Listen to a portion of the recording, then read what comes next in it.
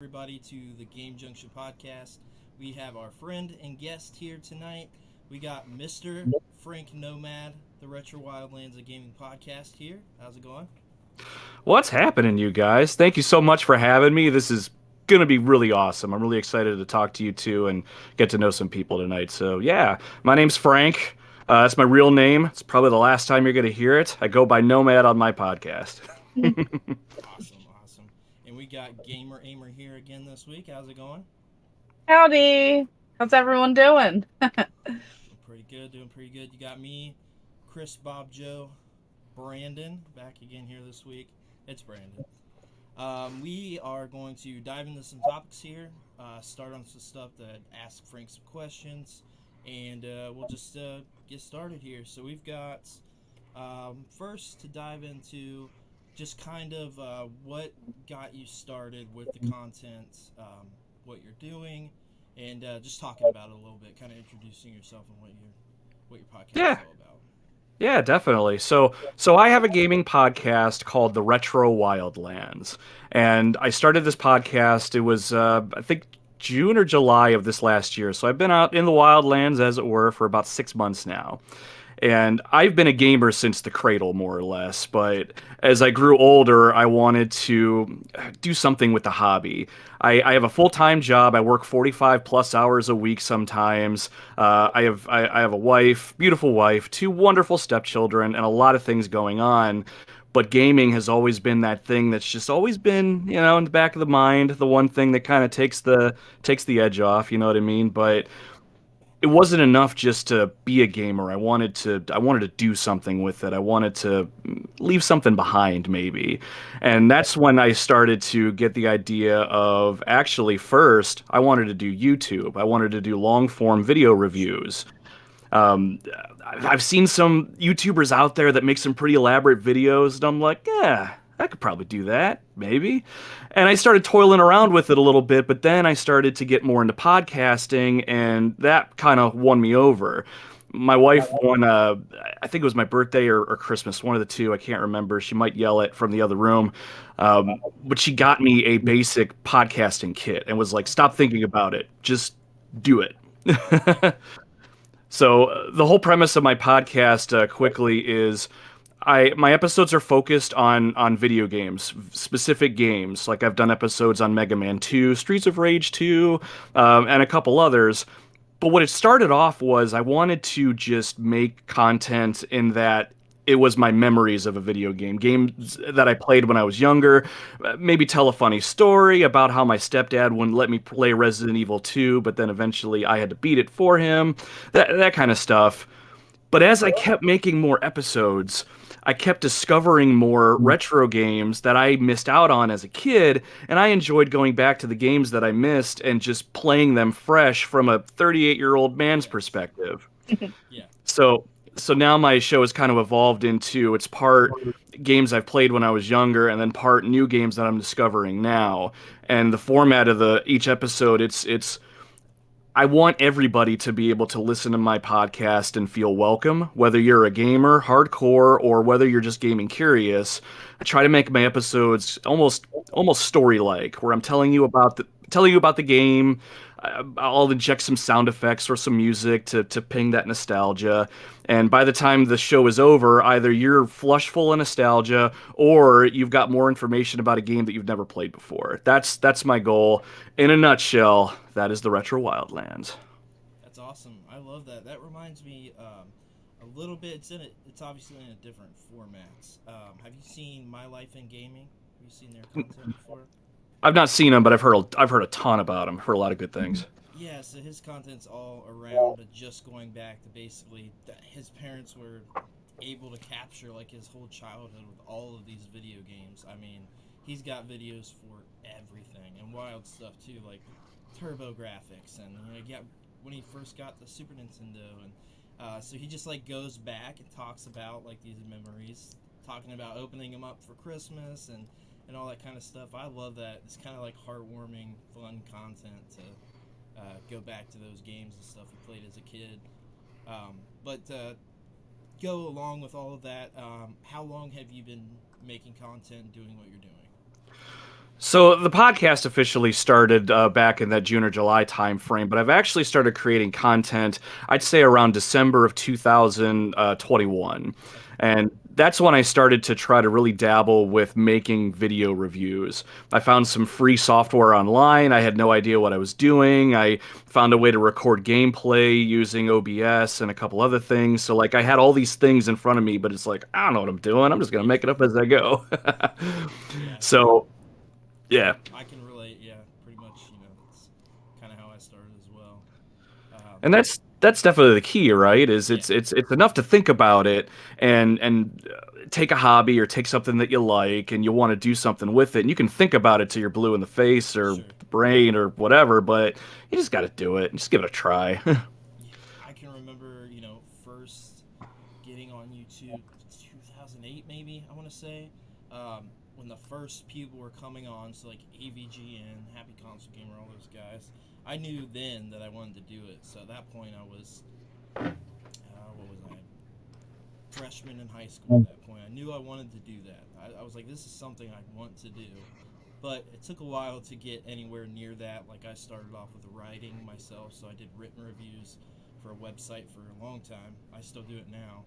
hmm That's kind of my start, and I'm like, hey, I kind of want to do my own thing. I've got these ideas, something I want to do. You just got to do it. I mean, it's what you got to do. That's exactly it. And I actually wanted to do a lot of writing too, and that's actually what's kind of feeding into my podcast, as it were. Because way back in the day, like the game FAQs days or facts or whichever way you pronounce it, I always wanted to write for that website, make the FAQs or the walkthroughs or what have you. But I never committed. It was a pie in the sky kind of dream. But now a lot of my podcasts, the way I write them, they're fairly free form ish, but I do write a script for them each time. So I do get to flex my writing muscles a little bit too. So it kind of scratches that itch. Right. Yeah, for sure. So we got. So what's it like with having one person on the podcast? Just you doing that, keeping the conversation going. Most of the time we hear several people in the podcasting. I do know other people that do the single person podcasting, but how is that? What's the experience like? It's actually kind of fun. I like doing it this way. Now, it's not to say I wouldn't like or don't like talking with other people in that kind of free form fashion, like we're doing right now. Yeah. But it's its own set of challenges because really I kind of have to hold a conversation with myself. And the way that I do that is kind of through that script that I write before I start. Sometimes when I'll talk about a topic or if I might think of something off the cuff, I'll go off script as it were, but it is challenging in its own unique way because on one hand it's just me. I have to be the one to kind of drive the whole thing forward, and that's not even just the show itself. That's playing the game for the show, writing the script for the show, editing the audio for the show, and everything that kind of goes into it. And that's not counting social media presence or anything like that, because it's one thing to put your podcast out in the ether. I would love if somebody listened to it. So trying to find ways to do social media and figure out how to reach different people or find other connections, that kind of thing. It's a lot for one person, and it's been overwhelming, but at the same time, it's been very eye-opening because it allows me to very quickly see what works and what doesn't, how I could balance that with my day-to-day life and my job and kind of pivot on the fly. I've Right. actually I've actually started to incorporate a new type of episode on the show where I'm doing top tens, quicker episodes that are a little bit more considerate of your time kind of thing, but also on the back end, they're a lot easier for me to produce and make. So this way I can still keep churning content.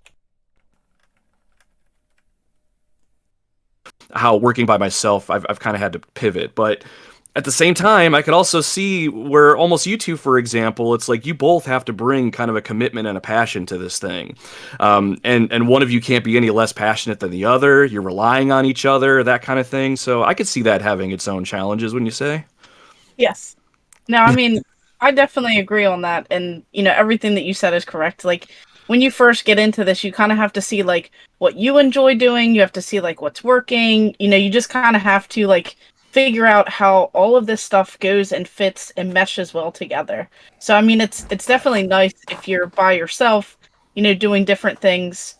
You know, it's something that a lot of people try and do like different podcasts together. So it is kind of cool seeing how well you do, you know, when you're doing something like this and you just kind of keep it flowing and moving. Whereas most people need, you know, like someone else to kind of keep it going and moving. So it's definitely neat to see that and see something a little bit different. Yeah, it creates a different tone too, and I think that caters to different types of audiences too. I've had a few people describe my podcast as almost, I'm going to say essayic, almost like reading an essay kind of thing, because I'm not reading from the script per se, word for word, but I'm talking to myself like I'm giving a presentation almost. And some people kind of gravitate towards that idea, but others may gravitate more towards the idea of just two people having an off-the-cuff conversation, and they're just bouncing ideas off each other in real time. Sure. So I like that. I think my format is more in the minority, and I'm hoping that kind of grabs more of a niche crowd in that sense. Someone that can just put their feet up, maybe pour a glass of a cup of coffee, or maybe a glass of bourbon, and just listen to me ramble about a game I like.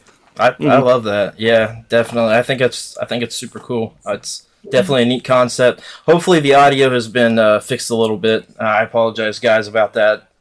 I'm working on it now.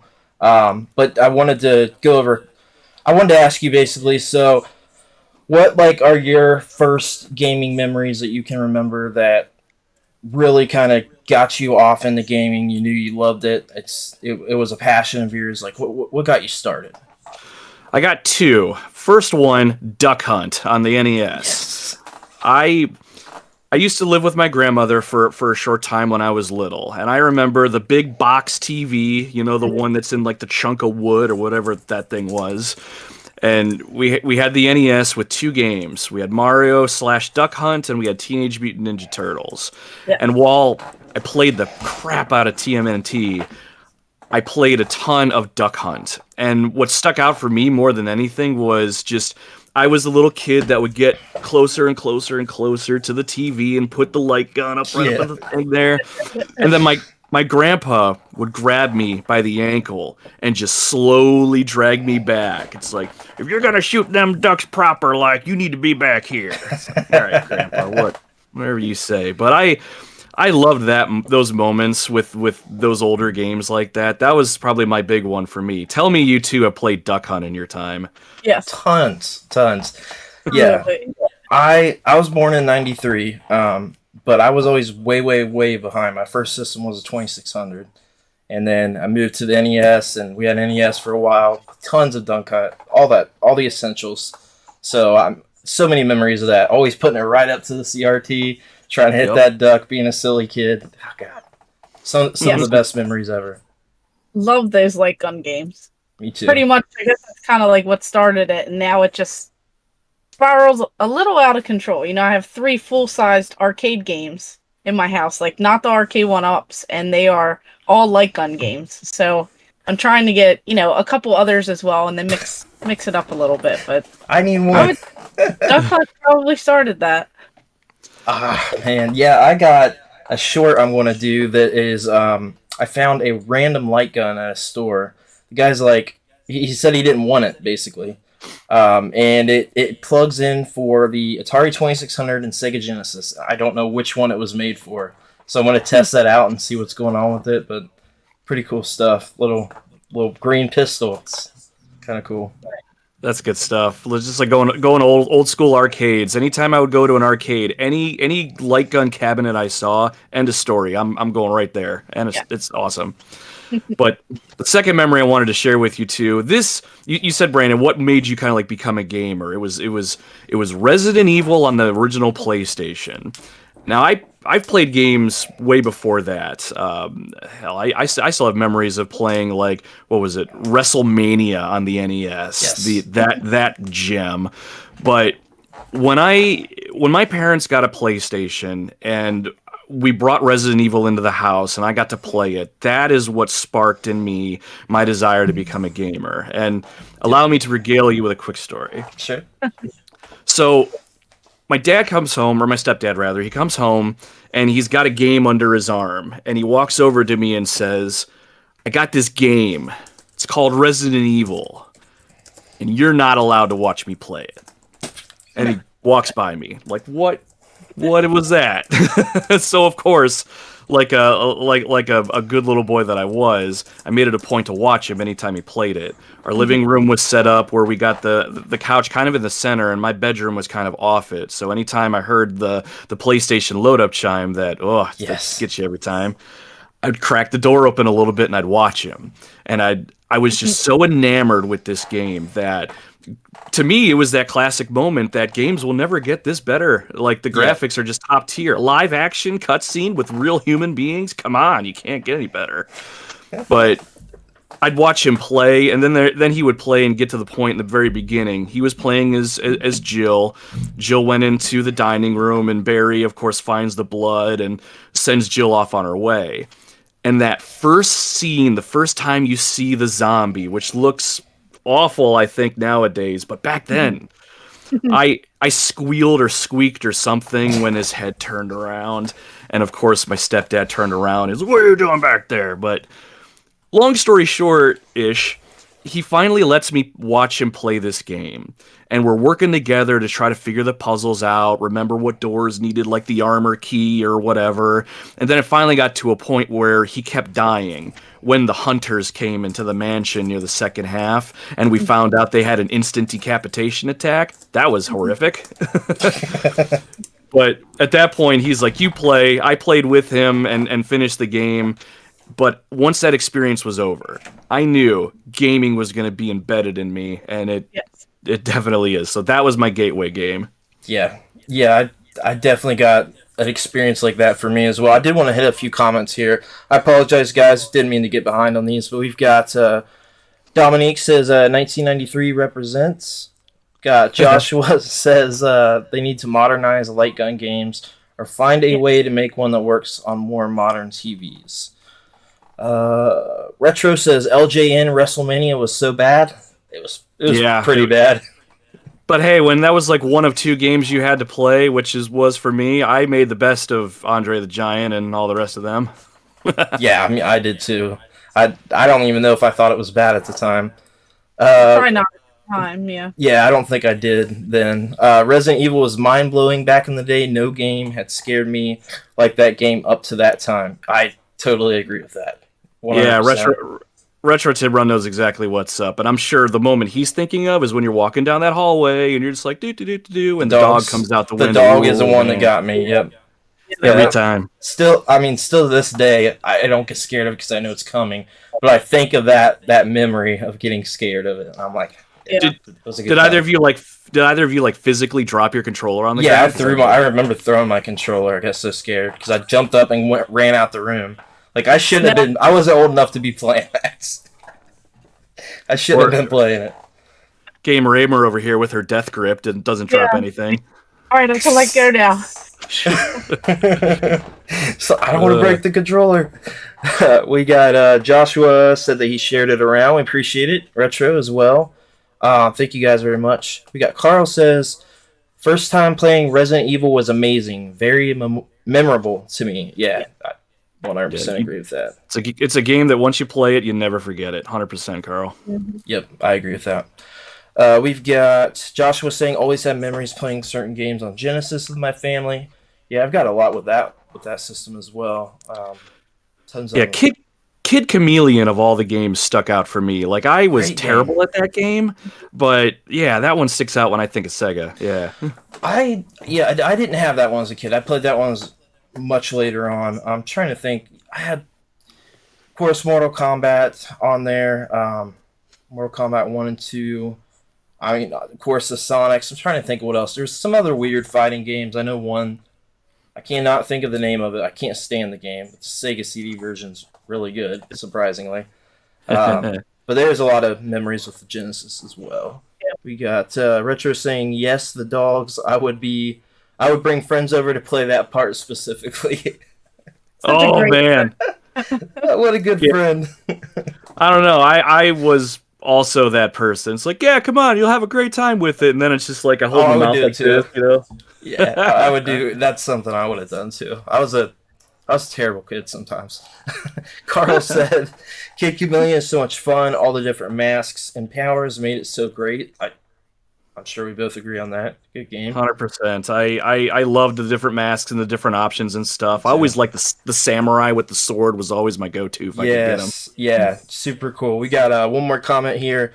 Acme All-Stars, NHL 94, and Zombies Ate My Neighbors. All three of those I actually had as a kid. Zombies Ate My Neighbors. 100%. There you go. I had an NHL 94 and actually enjoyed it. They made a new version of NHL 94 sometime last year, maybe the year before, but you can play it on like your Series X. It's on Game Pass and stuff. I got into that and like, man, I had so many fun memories of this. I don't even like hockey, so it's not even my thing. So to dive back into another question here, we've got what are the type of games that you generally enjoy playing? What are your favorite systems to play? What are you collecting right now? Some of the basics as far as all that. Yeah, I'll give you guys a peek at my resume, as it were. So when I was younger, role-playing games are the ones that were top tier for me. Yes. Final Fantasy VII is my all-time favorite game, and it's more out of nostalgia than it is anything else. I'm sure there's people in the chat that are going to be like, no, it's 9, no, it's 8, but I know it's not 7. 7's not the best, I get it, but that one for me was the one that it was my first game that I bought with my own money. Saved up my pennies, I had a paper route, all that sort of stuff, and that was the one I went to the store and just slid like this Ziploc bag full of bills and change. It's like, I want that game, please. And it actually started with my stepdad. He actually rented it, hated it. He's like, I don't understand why I can't attack. I gotta wait for this dumb bar to fill up. And it's like, you don't get it. But once I started playing that game, RPGs in general really got their hooks in me. Final Fantasy Tactics was the next one that I gravitated to after that. And just RPGs in general are ones that I really gravitate towards. Now, as an adult, not that I don't love RPGs, I don't have time for RPGs. There you go. We talk about it all the time. My favorite genre, never get to play them. Or never finish them, that is. That's exactly what it is I just don't have the time. But I still love RPGs at its core. Like, the last RPG that I put some serious time into was Persona 4 Golden on my PS Vita. And I got about 60 hours into this game and still haven't finished it. And I look back on it, it's just like, I haven't finished it either. Too much meat on the bone. About 110 hours, I'm still not finished. Yeah, it's a long game, man. Those Persona games they're no joke. Yeah, but it was still a fantastic game, and I'll go back to it eventually, I'm sure. But outside of RPGs is kind of the big thing. I have a very wide, eclectic taste when it comes to video games. To give you an idea, the most recent game that I got was Theater Rhythm Final Bar Line on the Switch. It's the Final Fantasy rhythm, hit the thing at the right time music game. And normally the games like that do not interest me at all. Yep. But I am having a blast with that game, especially because I love Final Fantasy and I love the music. So that one's... I went to San Antonio last week for work, and that's the one that kept me sane. And, I'm kind of keeping an eye on the chat a little bit, too, so I'm going to jump the line for a second. Robert Gray just said, Skies of Arcadia. That was another big game that I played when I was younger and really made a mark on me. So yeah, all in all, I'm kind of all over the place. I love Final Fantasy, although I'm missing some of the bigger entries. I won't say what for fear of retribution. I love Resident Evil. I've played practically all of them except the obscure ones like Code Veronica, Gun Survivor 2. That's Dead out Aim. Overseas. I love Dead Aim, man. I'm with you. Dead Aim was pretty good. I like it too. But I love obscure stuff too. Like, I love indie titles. Like, I'm all over the map. So as far as systems go, I don't know if you can kind of see behind me, those watching on the video there. Those are all PlayStation Portables and PlayStation Vitas. I love handhelds. That's where it's at for me.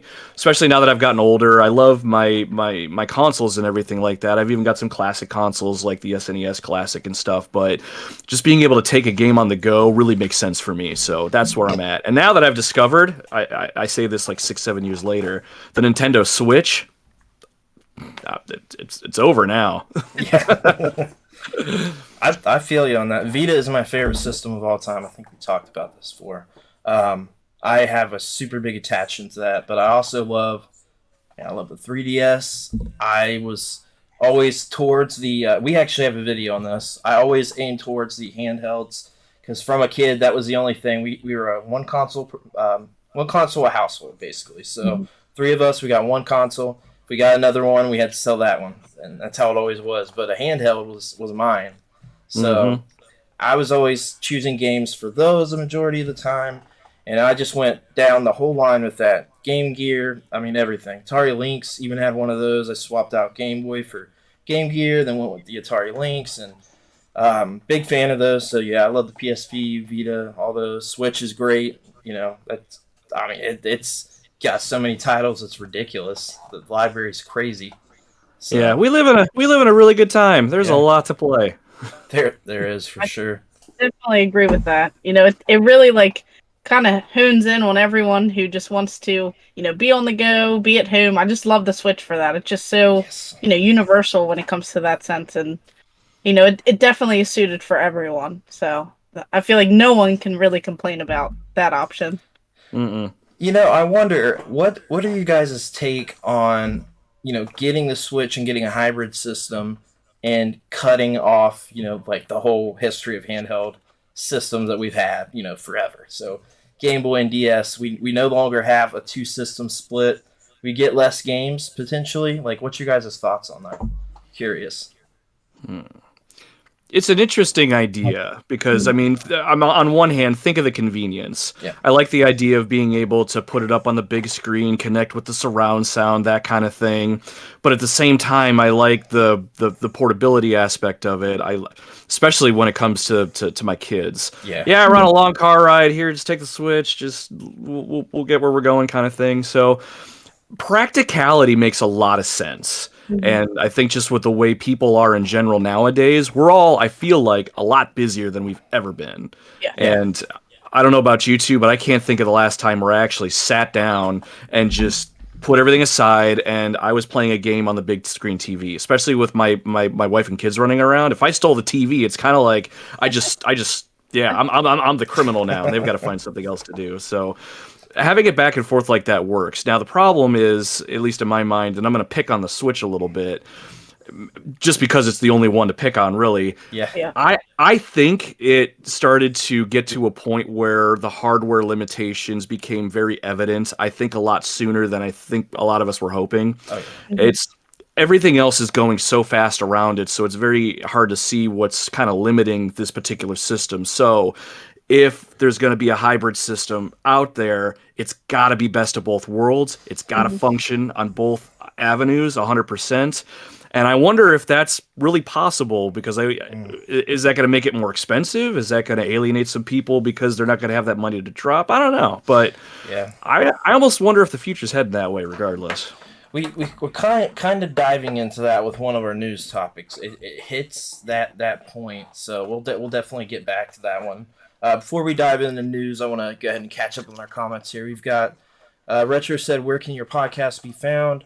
We're essentially on everything live on Twitch, Facebook, Twitter, YouTube, and then we've got it up on Buzzsprout, which puts it on Apple Podcasts, Spotify, all the podcast platforms. We got Retro also saying Vita Life. I love my Vita too. I modded mine. A lot of people doing that.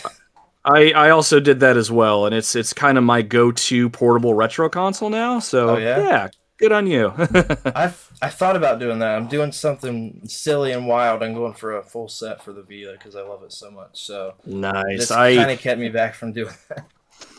I definitely wish you the best of luck too, because I love the Vita. The only reason I'm not going for a full physical set is, at least in the beginning, I bought so much digitally. Like, I have everything I want to play on it for the most part digitally already, so I'm kind of set. But that would be an awesome collection to have. I feel like if I did the modding, it would make me not want to keep going for the full set, because I've gotten the outside of a game. It doesn't really count for the full set because it didn't get an actual release. There's a stupid expensive game. Binding of Isaac got a release on the Vita that didn't actually come out. Didn't go to stores or anything. Just like stupid expensive, $2,000 plus, like just dumb. But I got the most expensive Vita game already, and I've caught a couple of the other heavy hitters. So I don't know. We'll see. Nice. Retro says, or Josh said, when I go to Cali, I'm debating what to take, thinking GameCube with the Game Boy player, then also not sure on what the second console would be. Nice. I just recently got a hold of a Game Boy with a Game Boy player, and that little cube has kind of changed my perspective on a lot of different things. So I think if you're thinking that, Josh, you're set. Oh, yeah. Yeah. When we have our video come out, I mean, you can do a lot with that system. If you do the Picoboot mod, get the full GameCube library. But if you get the Game Boy player and you get an EverDrive, you can have access to the full GBA library, full GBC library, full Game Boy library, full NES library, and full, what's the other system I have on there? I think Super Nintendo. All is on this little cart. The entire libraries. Insane. Yeah. So it's I'll say it again. Great time to be alive. It really is, yeah. Retro, I like playing my handhelds while getting pedicures. Me too. You can't just sit there and just look around. You got to occupy yourself. So yeah, I endorse that. That's awesome. Pedicures your fingernails, or is it your toes? It's your feet, your toenails. Oh, okay. I was confused. Yeah, how does that work? It's the manicures that's on your hand, and when you go for a mani-pedi, you're getting both of them, because I pay attention to what my wife does. It's not just the nails, like the whole feet and everything. They like scrub them, do this whole thing. Oh, I need a mani-pedi then. Oh my god. Yeah, you're for a while. My feet, I need one. We'll just say that. Retro says west of LA, you're going to be in the ocean. Man, Vita complete set, those limited run games. Yeah, that's the issue, is those limited run games. But I've got a few of the bigger ones. There's a lot, man. There is a lot more than people probably think. And the Vita, I decided I wanted to do this in 2019, so this is pre the explosion with the Vita. And then that happened, and I slowed down a heck of a lot, because I'm like, man, these prices, like, some of the game prices went up 4 or 5 times what they were going for. I mean, insane for the Vita. I don't get it, but hey, it is what it is. Yeah, I'm gonna show you one real quick that I have on my shelf. Go for it. I wish I could grab the one up here. I can't get it. Richard says, "Dude is a man. I endorse pedicures. So relaxing. I want one. So." That's great to hear. Here we go. Yes. Have you seen this one yet? Yes, I have. Yeah. I almost got a Macari last year. I need it. Yeah, it might have almost been maybe the one I got, maybe. But for those watching, listening, Unmetal. It's not just on the PlayStation Vita. It's on the Switch. So very quick endorsement for this game. Go find this game and play it. But this is my favorite game on the Vita. My favorite physical copy. I've heard that game is really good, and I want to play it. I've been holding out to play the Vita version. I got the last 2 Vita releases. These are the last 2 that came out. So I've got, like, from Play Asia, the last, 8 that came out from them. So whatever that number ends at, I don't even know. I don't know. Whatever the number ends at. There's a lot of East Asia soft releases for the Vita, too. So, right. Retro says, "Man, I wish I had Guacamelee physical on Vita." Yeah, that one's very expensive now. Very stupid expensive. So, don't want that one either yet. Did you just drop your game again? I didn't this time. I do drop a lot of stuff. I need a little desk here, but we'll go ahead and dive into the news. We've got a lot of news topics today, which is cool. We didn't have that many last week, so cool to see. And there's actually way more. Actually, I had to cut out and kind of pick. There was a huge week in news. Mm-hmm. So dive in first. We have got the Sony State of Play, which we did a video on. We talked about that a few days ago, released that, and kind of talked about our opinion on everything. Did you get to catch that, Nomad?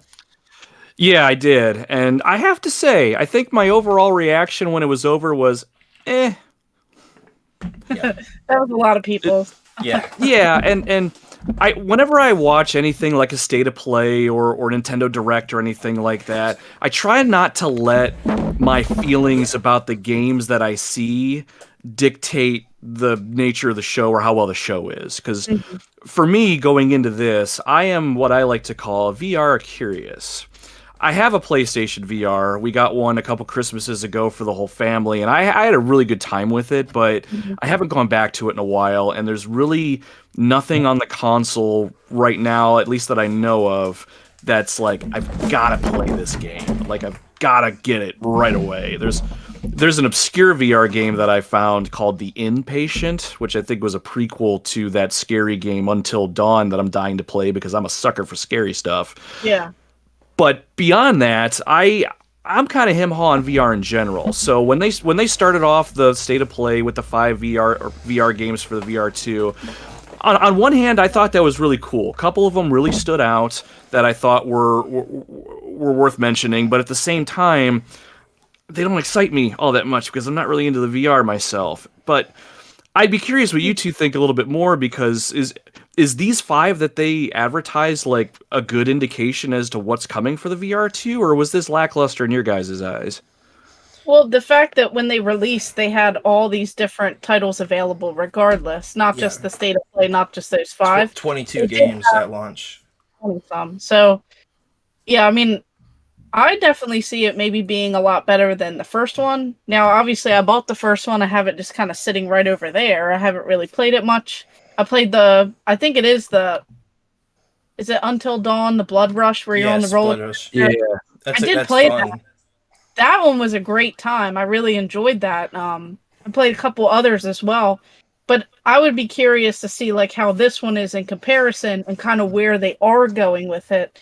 Now, of course, everyone talks about the price point and things like that, but, you know, I mean, it is what it is in today's time. Things are going for way more than what things really should be, you know, at least we think, but this is what a time to be alive. So how dare you steal my slogan? But no, you're not wrong there, and it's interesting to see. At least from my own experience, those that really like VR love VR, and they're committed and they're in. And as soon as the VR2 started doing pre-sales, it wasn't even a question. It was something that they were going to get themselves involved in. But I also feel that the other side of it is I'm just not interested at all. I almost don't get a feel like there's even really in that in between. And I'd be really curious as to how Sony or any other company out there is going to grab those people that are kind of on the fence. It's like undecided voters. Like, how do you grab those people that are kind of like, because that's me. I'm kind of I haven't been sold yet, but I am curious. Yeah, I mean, there's a lot of potential for some of those people down the line. Even it's a super high price point, so it's already not for everybody, right? If I was a kid, that would never get that. It just wouldn't happen. So there's already people left out because of that price point, because you also have the $500 plus tax entry to that with the PS5. So you're looking, well over $1,000 plus games, and I'm excited for it. I didn't grab it at launch. I got the pre-order email and everything, and I just kind of held off. Like, I've already seen, there's already been one at my Walmart. They're not being, I guess Josh said in the comments, are being scout, but I've already seen one at the store. I think GameStop still had one just sitting there. And I know that they left an open pre-order for me. So I had over a month to get in that pre-order, and they were not filling the pre-orders out like they wanted to. So I don't know. I'm interested to see what happens. 22 games at launch, that's pretty good. That's more than like your average system at launch. I mean, we've had like the Nintendo 64 launch with 6 titles or something. DS right. 7, stuff like that. So I think there's potential. Sure. Yeah, and I'll say this from my perspective too, and I know we'll get to the comments, you'll get to them, but I kind of know someone asked kind of what they released, and I'm not going to remember them off the top of my head, but there was a game called Foglands, Green Hill was a survivor game, and then another first-person type shooter game called Synapse, I think it was called. I bring them up specifically because they stuck out to me, because it really feels like they're trying to build these unique experiences to cater to the VR. And that almost sounds like, well, duh, they kind of have to. But what I mean by that is games that are coming out in consoles right now, they're almost kind of cookie cutter in a lot of sense. Your triple A's and things like that. But for me, what's grabbed my attention is a very unique experience that I can't get anywhere else. And I will say these games that they talked about as state of play almost kind of have that sort of notion to them. So it's like, That might get me there, maybe. Yeah. I think if you do enough like different styles, it might be able to like grab a bunch of different people's attention. And I'm just like some of the people in the comments, I'm excited for some of the horror games that may come out. I think that's definitely like a too. great experience, having the VR and the horror stuff. I think that's probably what'll get me. There's just something about sitting in a room with the lights off, putting a VR headset on, saying, I can't wait to get the crap scared out of me. Woo! It's the best. I mean, it's the best. Great. We got Retro asking, which we were getting ready to head into those anyway. So some of the other announcements that they talked about, the big thing, they already put a press out before. They said, hey, we've got 5 VR games, and we're talking about the new Suicide Squad. That was their announcement.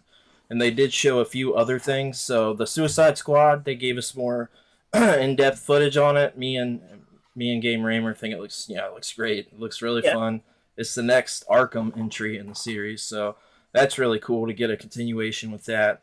I know that they showed more with Street Fighter 6 and announced a new character, which we are very excited about. They announced that Baldur's Gate 3 launching on the 31st, and those collector's editions went up for pre-order. They're doing Mercenaries mode for Resident Evil 4. I know they showed that. There was a couple other things like Destiny 2, a new expansion for that. I can't remember what's like Lightfall or something it was called.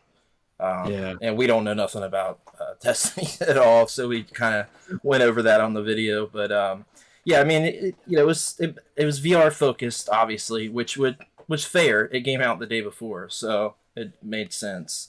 But I think there's a lot of potential with it. We'll go over a few comments here. We've got Retro says, I liked VR on the PS4 for Rush of Blood and Wipeout. Yes, definitely agree on that. Wipeout did make me want to blow chunks, though. I can see people getting pretty sick from that one. Sounds like you really wiped out. I'll be here all day. For sure. Retro put, I only want the VR2 for the horror games, to be honest. I mean, I don't blame you. The horror games all day. Mr. Rightway says, what's up, y'all? Hey, welcome, Rightway. What's up? Appreciate having you in here. We've got everybody saying hi to Rightway. And then Carl, the VR2 tech looks very impressive. It does have plenty of grunt, which is cool. Plenty of scope for technically impressive games. It does. Yeah, it's it's got a lot of prowess to it. Retro says the VR2 wireless or it's wired. Yeah. Yeah. And Josh says, always wanted to say thanks for your service, Mr. Rightway. I was active 6 years and still guard at the moment here. It's awesome. Thank you, anyone that served. Yeah, absolutely. 100%. We'll dive into our next news topic here. We have got the Pokemon Presents tomorrow morning at 9 p.m. Eastern Standard Time.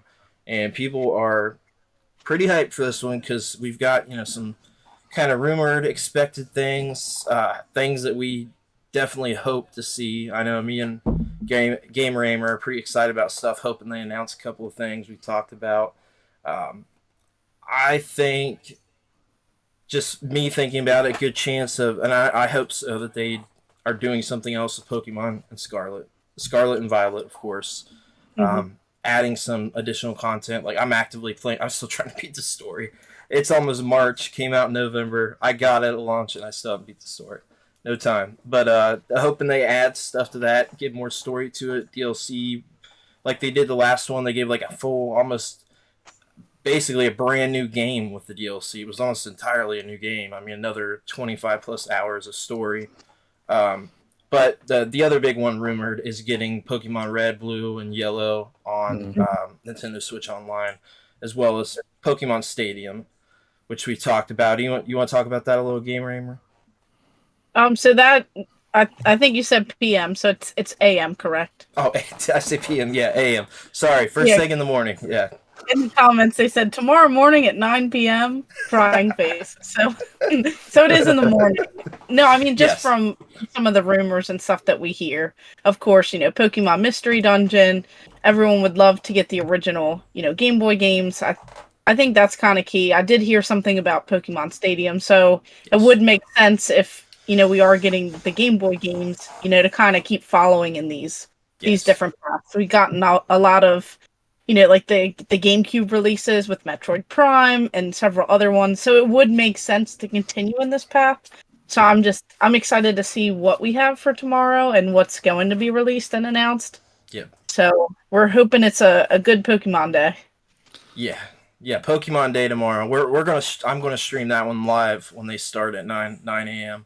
I do want to add, the Nintendo 3DS and Wii U eShop closes next month, so after that there is no current access for people to play those games anywhere outside of buying the original cartridges, right? So I think Nintendo is going to want to have a way for people to continue buying those because they sell. Like, they are still making money on the 3DS and Wii U, like today with the Pokemon games. Like, they've showed reports about that. Like, it's a big deal, and I think you would have a mass influx of people coming and subscribing to Nintendo Switch Online just for those games. Like, yes, it's Pokemon. You got anything to add to that, Nomad? Any?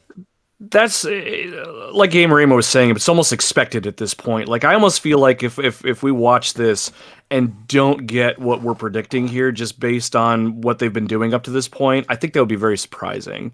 Yeah. Now for me, this is gonna shock everybody, and I apologize.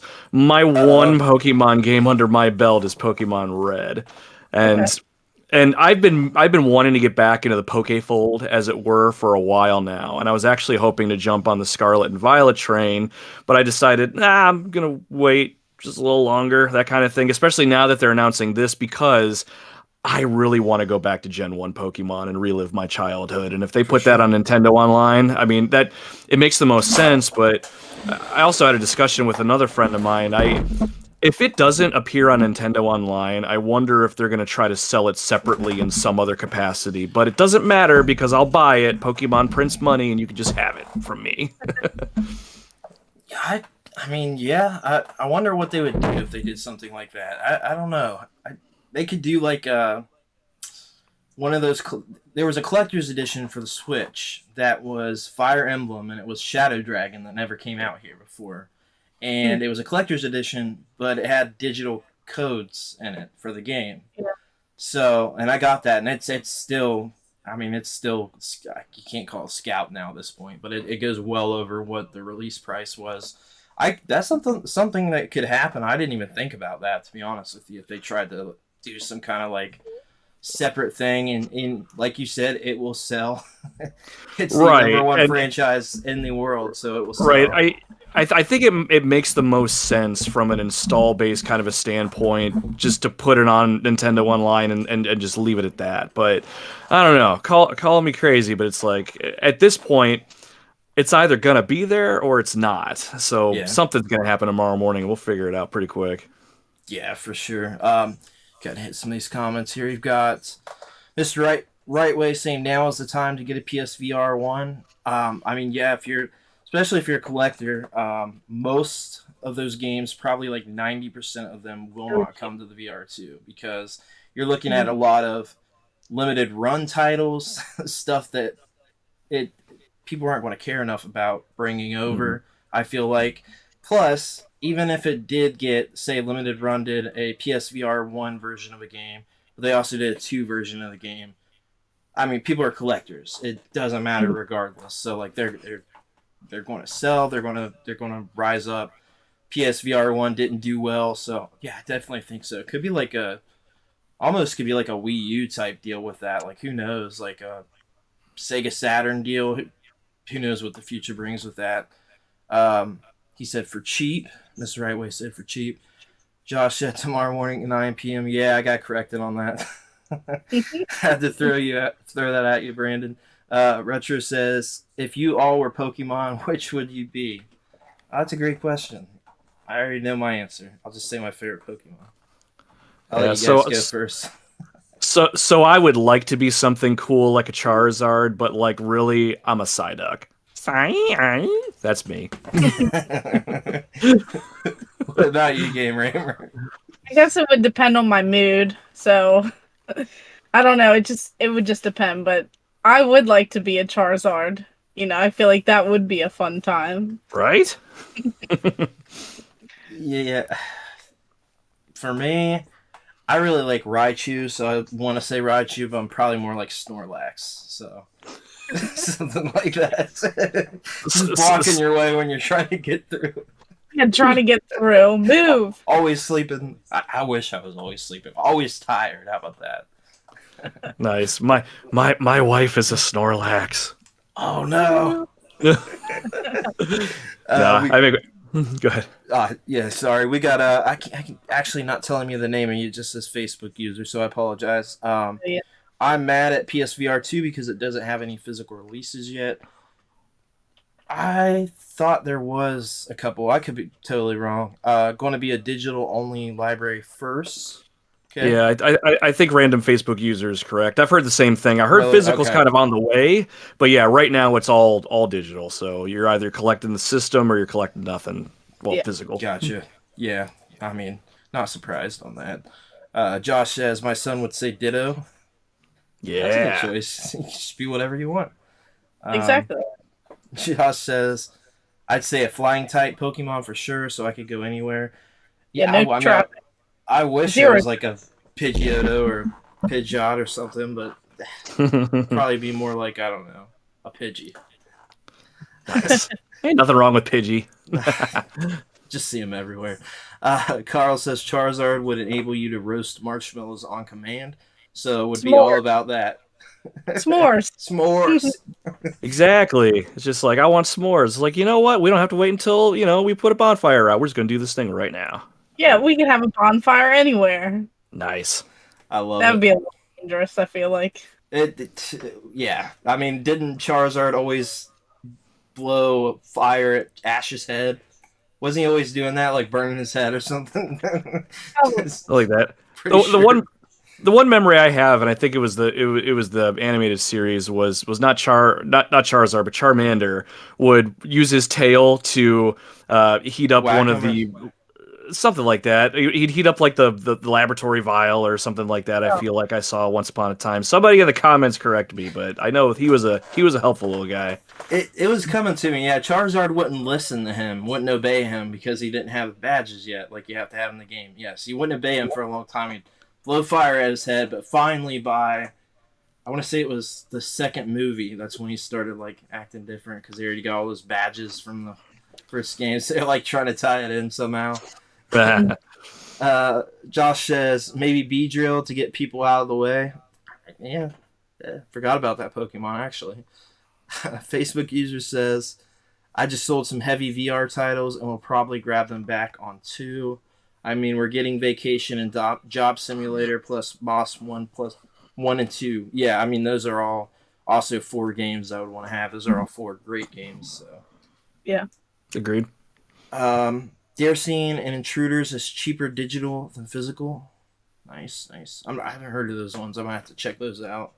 Mm-hmm. So for other news, we've got Mortal Kombat 12 was announced. Wasn't supposed to be, but it got leaked and announced, and Yay.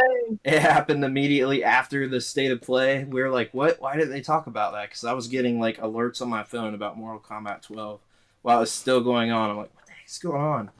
And yeah, it got leaked, I guess, at an investor meeting or whatever, and they went ahead and officially announced it. So, what's everybody think about that? Expectations? Anything you'd like to see? So I did not see this one coming personally. My wife and I played Mortal Kombat 11 pretty crazy, like at least in the very beginning. Yeah. She actually likes Mortal Kombat more than I do, which is That's cool. awesome. But we got to the point where and correct me if I'm wrong, if I'm thinking of the right Mortal Kombat, they added some story DLC kind of later in its life, and I feel like we got a hold of that and most of the DLC characters that we wanted, and we've had it on a shelf for a while, but I'm excited for Mortal Kombat 12 just because it's going to reinvigorate my love for that series. I have no expectations. I think what they did in 11, I was very happy with all the way around as a casual fighting game fan.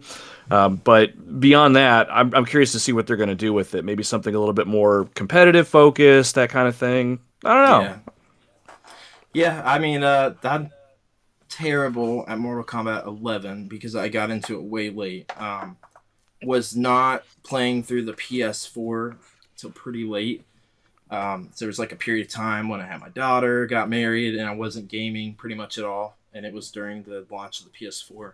So I played Mortal Kombat 11 way late, and like I just played it last night. I played it maybe under 15 times at this point.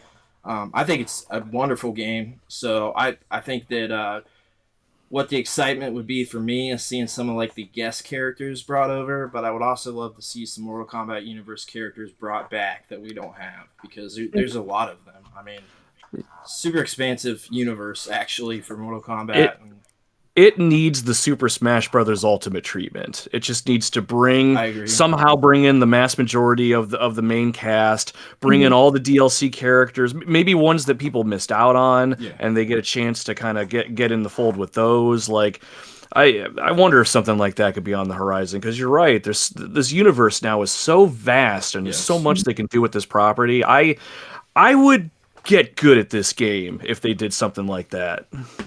I mean, I would too, yeah, for sure. That would be great to see, like, everything kind of, like, just all coming together. See, I haven't watched, like, any spoilers or anything like that recently. So I'm trying to, like, stay away, I guess, from that part of it, just because I want to be, you know, just have it all, like, overwhelming. So I'm excited for it because I've played from the very beginning, love all of the different characters.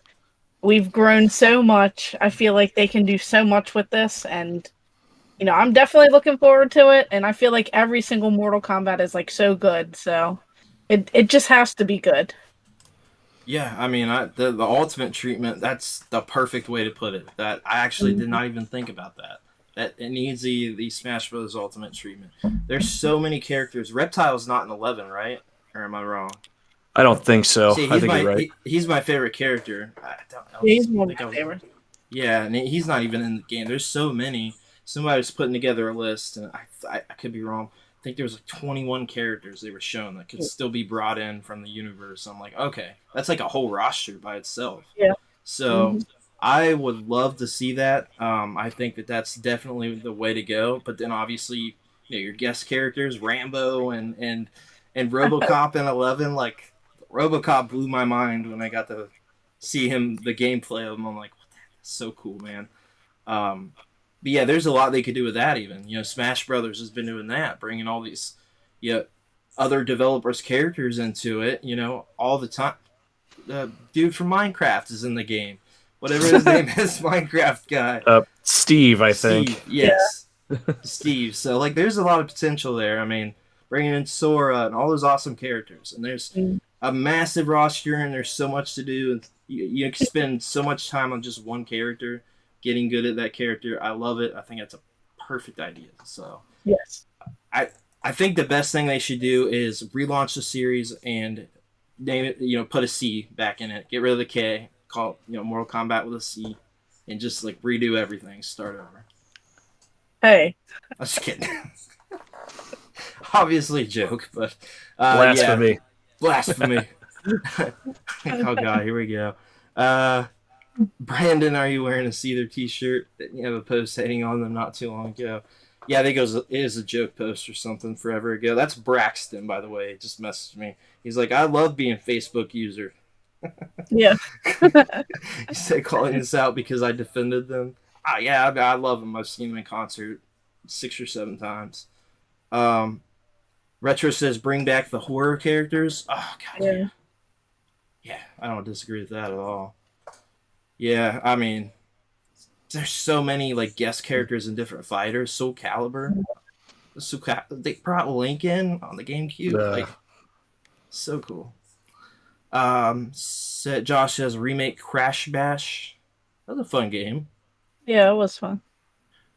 What are y'all's favorite Mortal Kombat characters? I said mine. Mine's Reptile.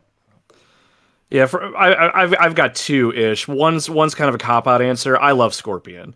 It's always been my favorite. I love the harpoon. I love his fatalities. I just love Scorpion as a character. But my main, if you will, lately has been Cassie Cage. Okay. And I don't know what it is about Cassie Cage. I was able to pick up her combos really quick. I was able to memorize her brutalities, and I got them to work 9 times out of 10. So when I wanted to, you know, put the hurt down, Cassie was my gal.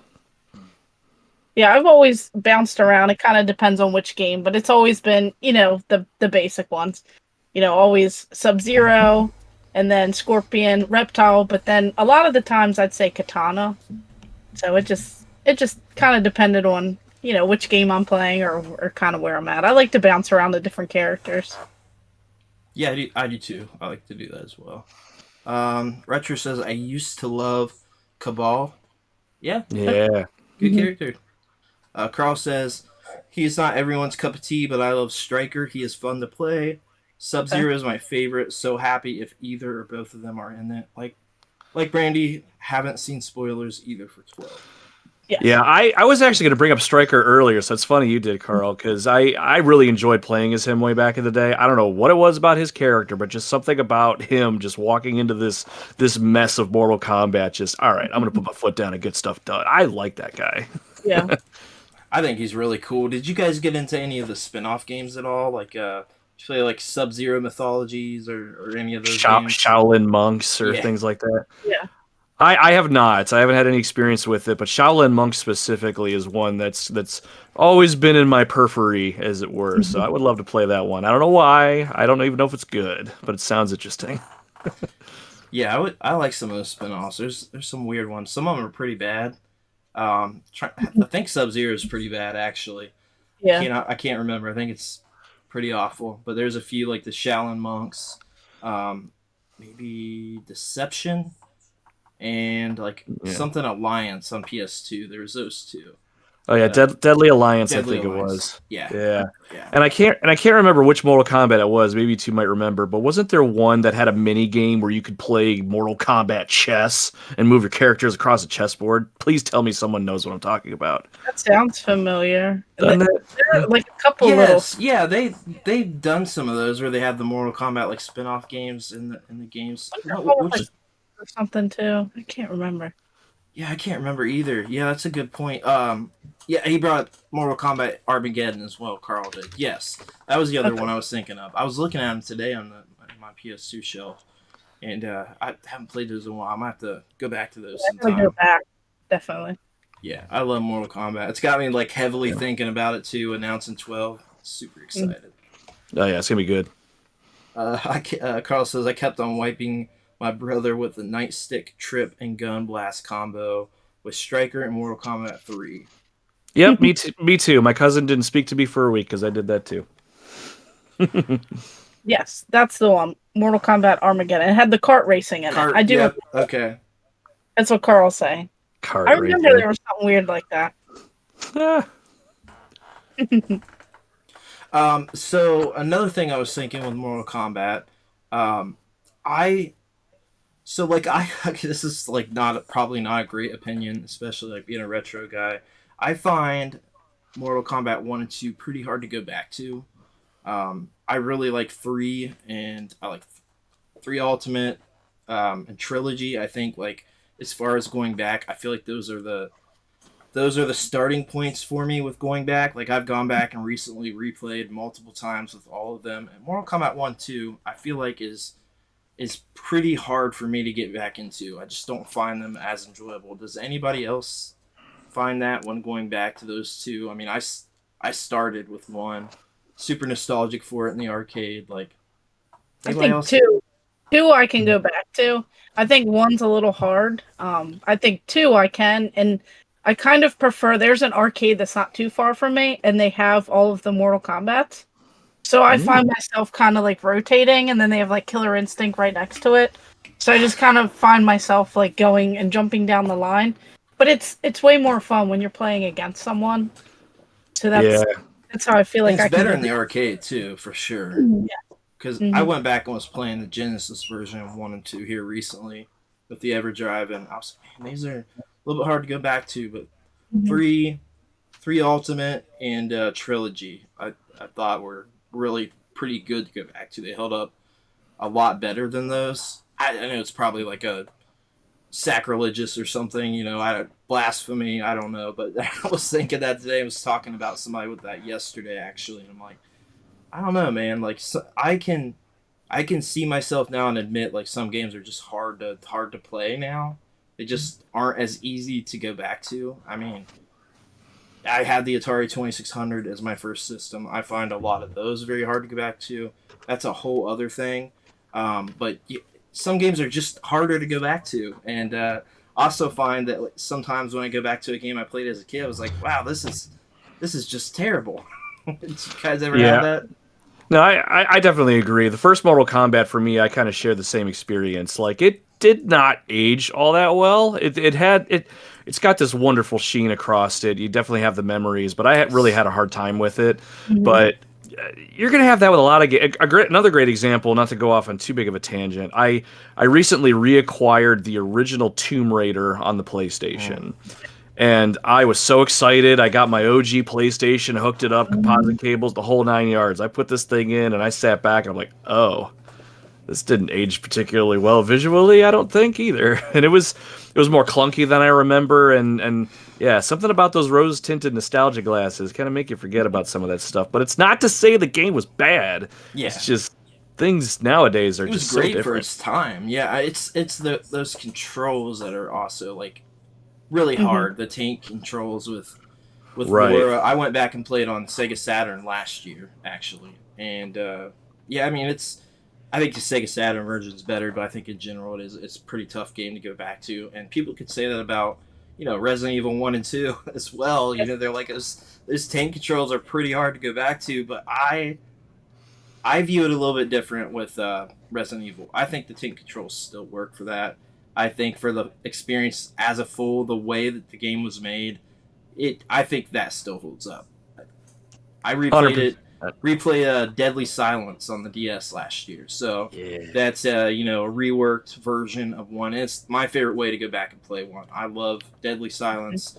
I got that game when it came out, and if I'm playing Resident Evil 1, I'm playing that version of it. It's not really technically a remake, and it's got like additional content and stuff. So I found it to be the way to go back, and I enjoyed it. I enjoyed replaying it again. It was no different than the first time I played it. I was like, yeah, I can see like somebody that's never played Resident Evil like trying to get in, like, oh my god, this is terrible.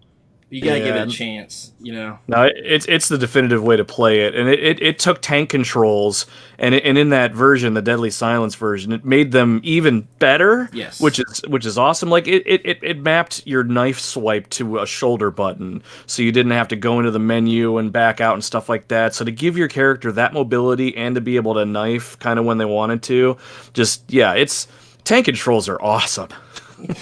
yeah. There's some of them that it doesn't. If it's a game I didn't play as a kid, and it's not like a horror game, some of those are a little hard. There's a game on Switch Online. Oh God, what is it? Winback maybe. And I didn't play that one as I think it's what it's called, Winback. And I didn't play that one as a kid, and it was a little rough to get through. I actually played through the whole game, but yeah, some of those controls, man, especially if you're playing like a 64 game. Designed around the controller and the way that it was, like they can be hard to go back to. Like, I don't blame my daughter when I've tried to play 64 a few times, and she just doesn't get it. Like, she just doesn't understand. But she's had the option for two sticks since she was born, and it's a little bit harder. She plays Switch, and I get it. So. But yeah, she didn't do the 64. I've tried many times, and that controller, she just doesn't get. She don't even understand how to hold it. Like, she wants to grip the two out. You know what I mean? Like, she just doesn't get it. I need another hand. Yeah, it's like, it doesn't make any sense. Like, I've got two hands. There's three handles. We've got Josh says, "How's everybody in the comments?" Retro said, "I love Twisted Metal 2, but it was hard to go back and play using the D-pad to drive around." Yeah, that pre-DualShock stuff, some of it is. It can be. I don't disagree with that. Carl says, early 3D games tend to suffer a bit more than the 2D games. Yeah, 100%. When seeing the graphics in modern times, there are some shmups and platformers in 2D from the 8, 16, and 32-bit eras that still look amazing now. Yeah, that's a whole thing. So 64-bit generation, that was just there are a lot of PS1 games that I think they're horrendously ugly. I think Sega Saturn games look generally a lot better. I love the PlayStation 1, and I had one. I still dog at that some of those graphics are pretty tough to go back to. Like, there are some, I'm not talking the Resident Evils and the AAA games from the time. Some of those games, it just look terrible, and it is what it is. It was the time, it was early 3D, it's to be expected. I'm a massive Sega Saturn fan, so you can kind of be like, well, that doesn't make any sense. Some of those look pretty bad. They do. I know they look bad, but it is what it is. I think that my opinion is that a majority of 64 games held up better than a lot of PS1 games. I think that 64, I just feel like there's a smaller library. Maybe it's that the PS1 had a lot of filler in it, a lot of kind of crap. So that's my opinion. Super Duper Gaming World says, "What up, Game Junction? Hope you're having a super day." Hi, Retro. Thanks for sharing these cool guys with me.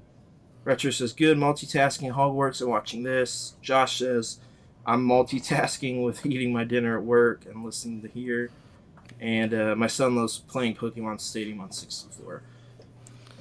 Yeah, I haven't tried to play that one with her. She likes Pokemon, so maybe.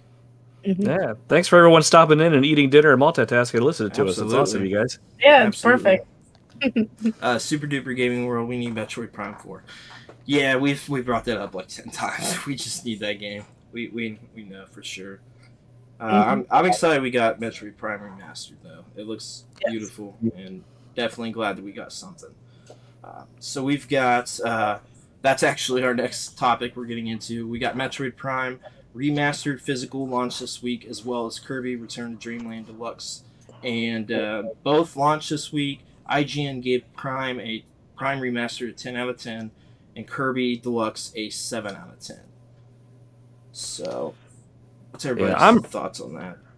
I'm really excited for Metroid Prime Remastered, because I had a GameCube for a hot minute.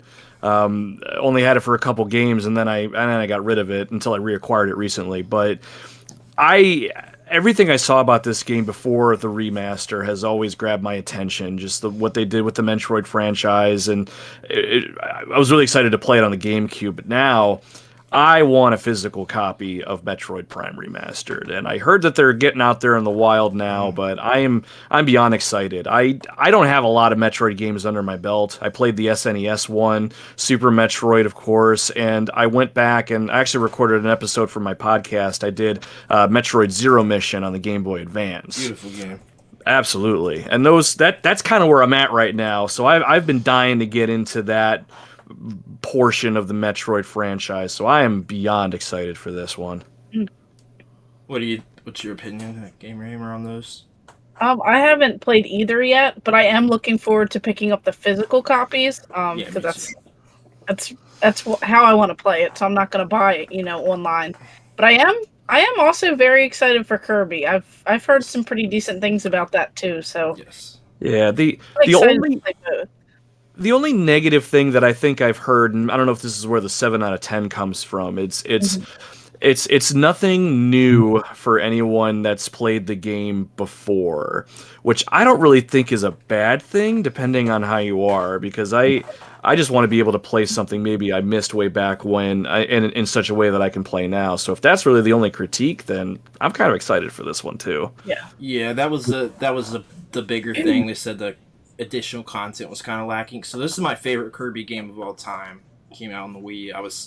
I don't know if you guys know the development history of this, but it was in development for like almost 10 years, this game. Wow. So this was like the big return to form 2D Kirby game. Like, we didn't have anything like this from the 64 to this on Wii. Like, there was nothing along those lines again. So it was like a big deal, and I love it. I love the game. I think it's great. But they did critique the game itself, saying that I'd have to try to pull it back up. They were essentially saying that some of the platforming gets boring or something, and the game just doesn't offer a lot or something. I don't know. They were talking about the game itself a little bit as well. I don't remember any of those issues. Probably the last time I played that was like 2018, so I'm looking forward to being able to play it again and having it on the Switch and having it on the go, and just having the game in general out to new people is pretty cool. Metroid Prime Remastered physical sold out everywhere in my area. I'm in a small town, so the couple of collectors here got it, but they're getting some in on Tuesday, so I'll be finally grabbing it then. Looking forward to that for sure. We got Super Duper Gaming World saying, I wonder if they might remaster the other two and then put out a trilogy before putting out 4. Oh, that'd be a good idea. Yeah, I like that. I like that too. That. That Metroid Prime trilogy on Wii is stupid expensive. It's ridiculous. But yeah, so we next topic we got is a pretty interesting one. We got Microsoft signs a 10-year deal to bring Call of Duty to Nintendo platforms. So could this mean a significant technical upgrade for the next console? This is something I added that with bringing Call of Duty that could potentially have this being up to standard with systems to get the latest Call of Duty, or could this mean something different? Downgraded version, remastered of old games. I mean, what's kind of your guys' take on that? I don't think there's any way that they're going to downgrade. They're going to have to find a way to put this on a more robust console. Basically, I don't see this being on the Switch in some capacity, is my opinion. Because I think back to, do either of you remember Call of Duty Black Ops Declassified for the PlayStation Vita? Yes. That game. Got that guy.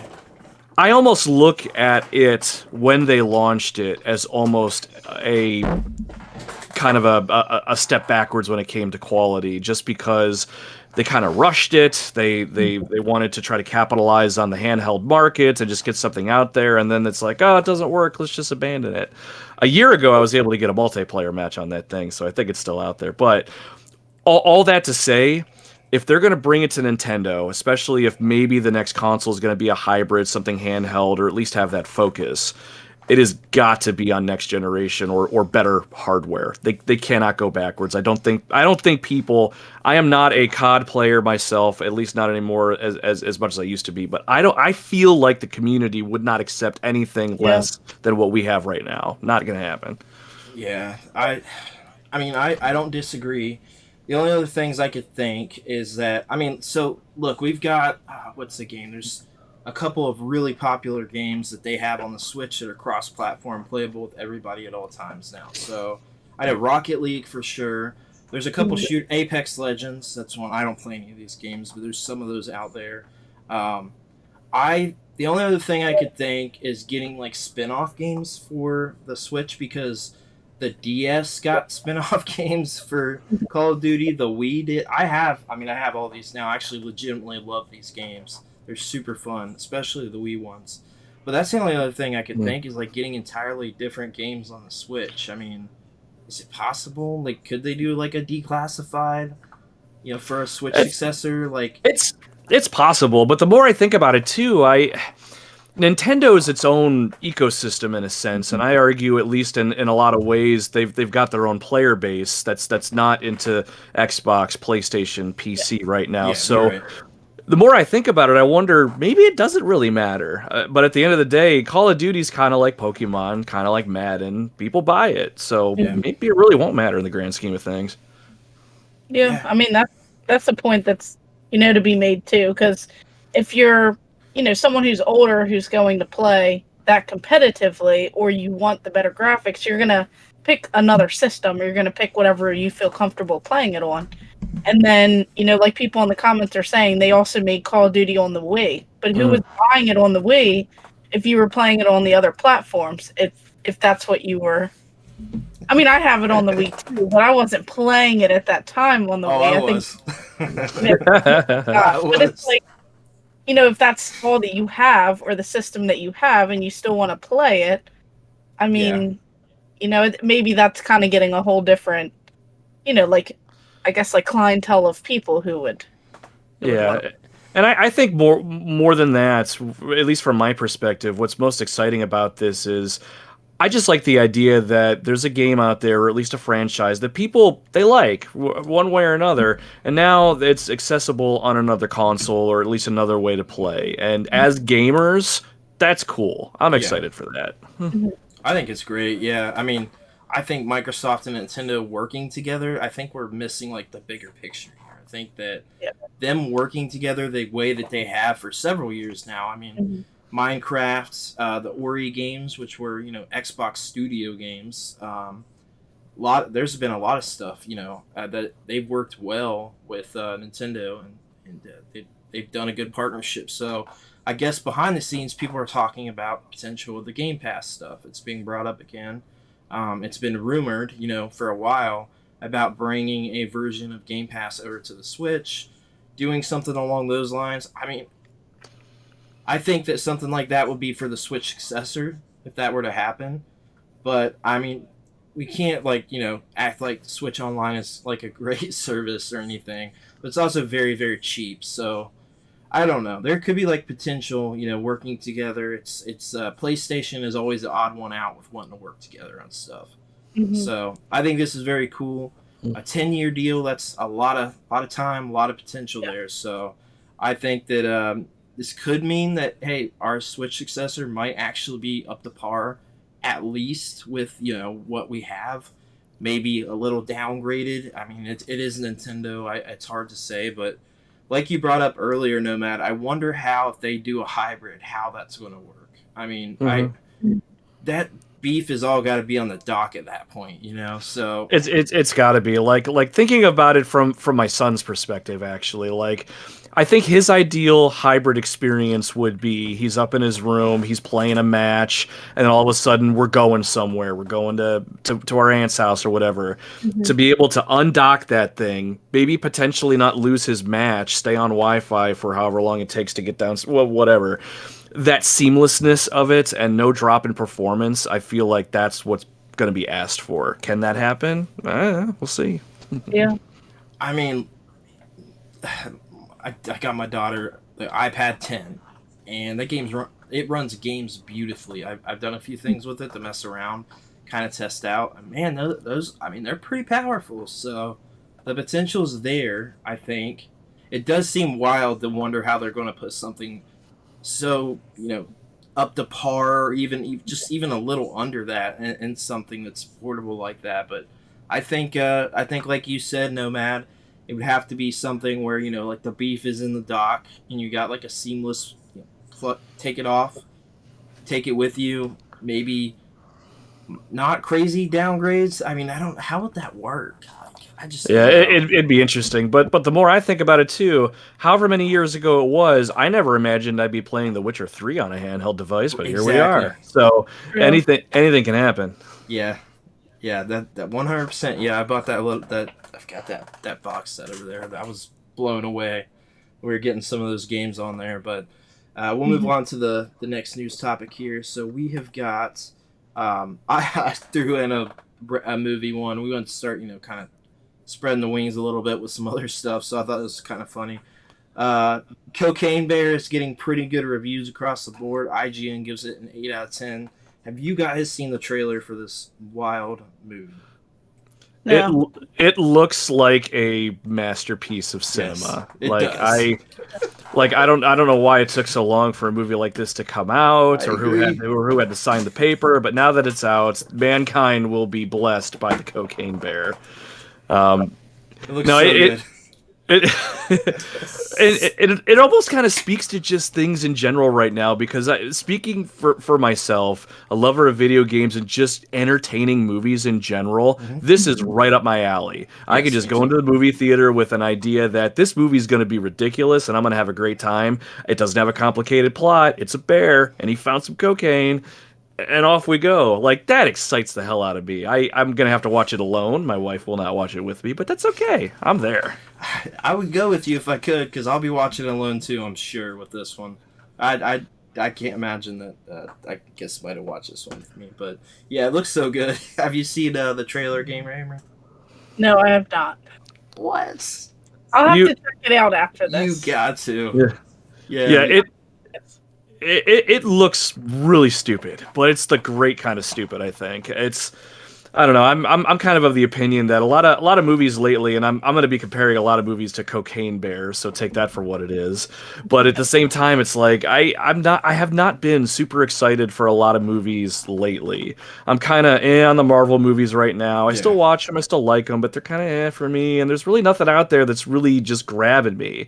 But now there's something out there where someone took a chance and was like, we're just going to go off the wall and just try to grab the entertainment piece of it and just pull it as hard as we can, and then here's this movie. So I'm just excited for some dumb fun for a change.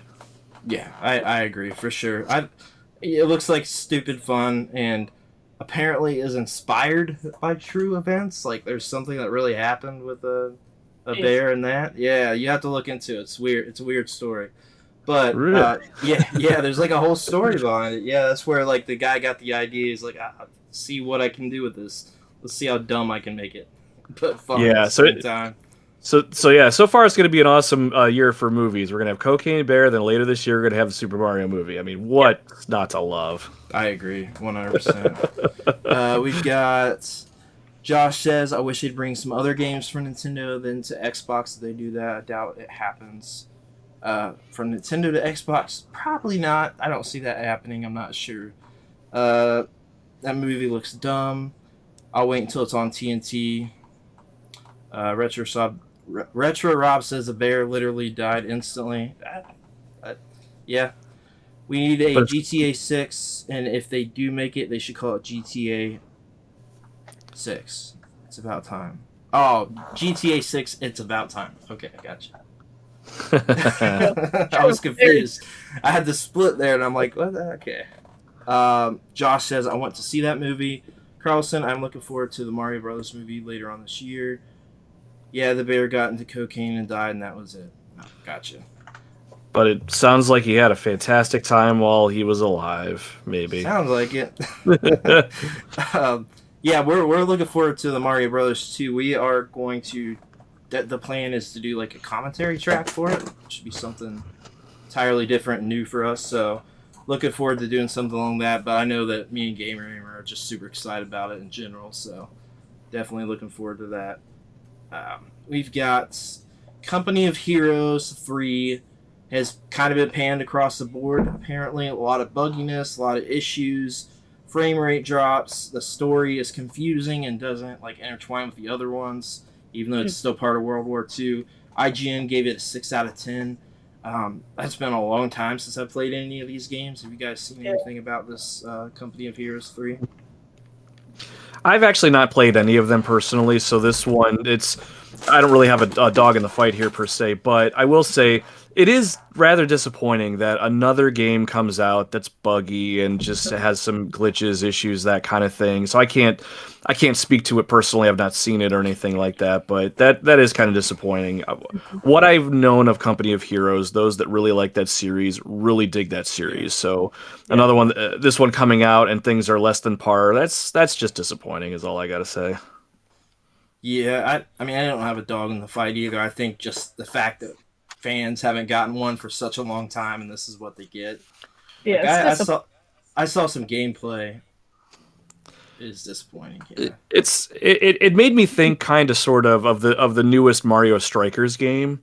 Because I'm paraphrasing from friends. I've not played this game personally, but from what I've heard, it wasn't as great as the one on the GameCube or whichever one was most recent before this new one. And it was kind of like the same thing, waiting all this time. Finally, you get that announcement, and you're waiting, and you get it. And it's like, disappointment. Yeah. Strikers was just like bare bones as could be. I mean, there wasn't no meat on the bones like we got on the GameCube. Yeah, right. That was disappointing for sure. Rob says that I think I read that about the bear got in cocaine and died. So we've got last news topic that we have. Nintendo confirms that they will not be set up for E3 this year. So E3 is a big empty building this year. It sounds like. Yeah, it's not what it was. Yeah. It's disappointing. I remember, and I can't speak for you two, but I used to be so excited for E3s. Everyone, it was like a big party, all these announcements. You just never knew what was going to be there, and just the idea that we're going to come away with all this news or new stuff or sneak peeks or what have you, but we also live in a different world now where Sony and Microsoft and Nintendo they don't really need E3 to do what they're doing or have done at E3. So I don't want anyone that's associated with E3 to lose their job or anything like that, but unless they do something different with how they present format or anything like that, I don't see them long for this world, and that's unfortunate. Yeah. Well, what's your thoughts, Game Rammer? I mean, I definitely agree with that. I think we've kind of like shifted a lot. So I feel like all of them can do their own separate things. And, it's a little disheartening because it's not really what we remember. And I feel like everything's changing so much on that aspect where, maybe having a chance to like go or something like that. It's just, it's a little disheartening, I would say. Yeah, one of the things that bothers me, exactly what you said, I wanted to be able to go. Like, I always had it a goal to go. I was able to go in 2017 and didn't go. I had one of my second back surgery, so I didn't get to go, but I had the chance to go to rep with Nintendo enthusiasts, and that was one of the most disappointing things ever. So I said, I'm going to go one day. Like, I know I'm going to do it. If it's next year, I'll do it. And Nintendo enthusiasts shut down. Didn't start getting back into writing for a website until I got with Go Nintendo again, and it was a thing where it really bothered me because it's been in my dreams since I was like a kid. I used to take off of work for E3 to watch with my brother. I would literally take off of work for those 3 days, way ahead of time, to watch those events with my brother. I mean, it was a whole thing for us. We loved E3. Watched it on G4 TV. It was a huge thing. So, we've got Josh says games should be delayed if not finished, not announced until it's nearly done or better. I agree. I mean, nothing gives me anxiety more than hearing about a game that I want to play 4 years before I'm going to play it. So, it's like, so for instance, like Metroid Prime 4, they shouldn't even announce that yet. That was, they did that years ago at this point. But the thing that I can add into that, I would rather them do that than launch a buggy mess. You know what I mean? Yeah.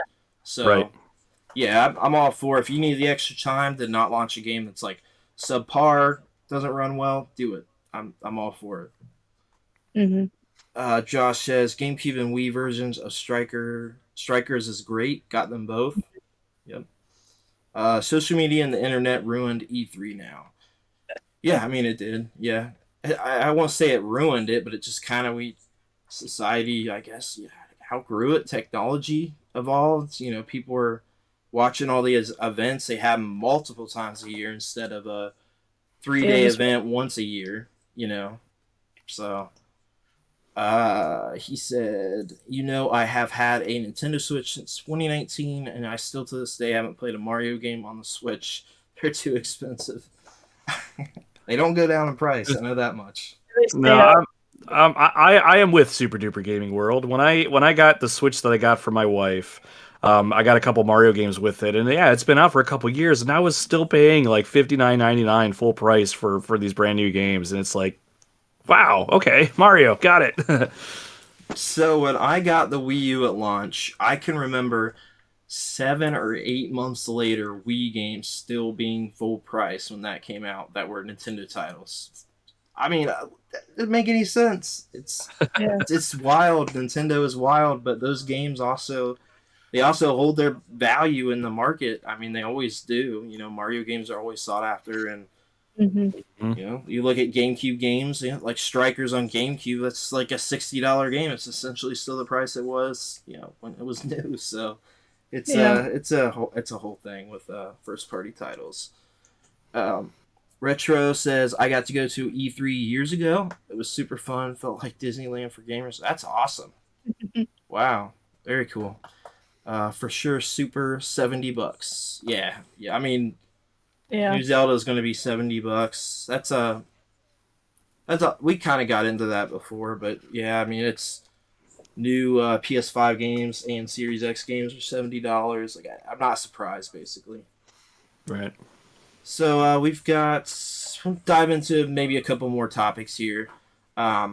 well, let's just talk a little bit about what you think kind of the future of retro gaming is, and what you think the state of retro gaming is going to be moving forward post COVID.